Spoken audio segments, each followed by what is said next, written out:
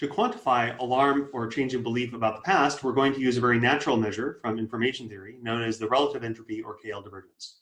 This is a natural measure of the change or discrepancy in a probability distribution with respect to another. And it's an asymmetric measure, and it's a measure between P is called often the target distribution, and we're interested in how well Q approximates P. So Q is like the approximating distribution. The crucial quantity in relative entropy or KL divergence is this probability ratio P over Q of X. When this is close to 1 all the time, the two distributions are very similar, and the KL divergence will be very small. It's lower bound to 0. And when the value of Q is small for values of P that are large, for values of X where P is large, then the divergence will be high. The KL divergence is actually intimately related to the cross entropy that's used for training systems of machine learning and AI. Our distribution of interest is probabilities over the previous words in the sentence. So we'll call this distribution P sub I over words 0 through J. I is the input position that we've gotten information through. So we're conditioning on input from positions 0 through I.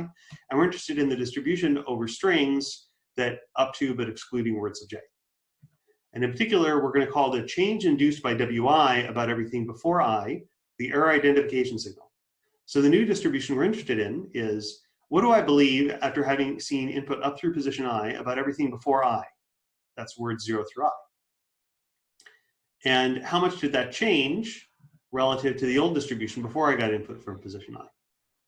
Now, in this full model, there is a free parameter. It's the noise parameter.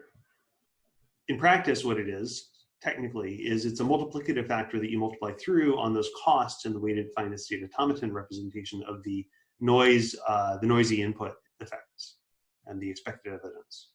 When this value is small, when that multiplicative factor is small, large edits don't matter very much. And so that's like a very noisy input. And so there, the prior is going to matter a lot.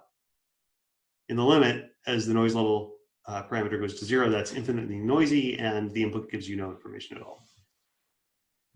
As that parameter gets large, edits become very costly, and that's like having a not noisy input.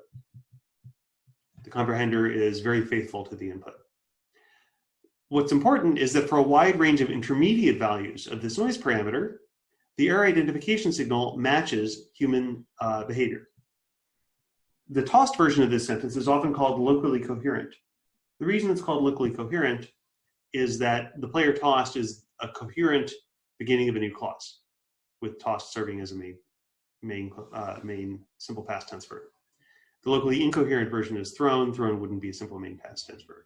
And what we see is that for a variety of these parameter settings, the error identification signal, when you hit that word tossed or thrown, is larger for the tossed version than for the thrown version. And so that's the new noisy channel theory with the error identification signal, giving an account of this local coherence tossed thrown effect.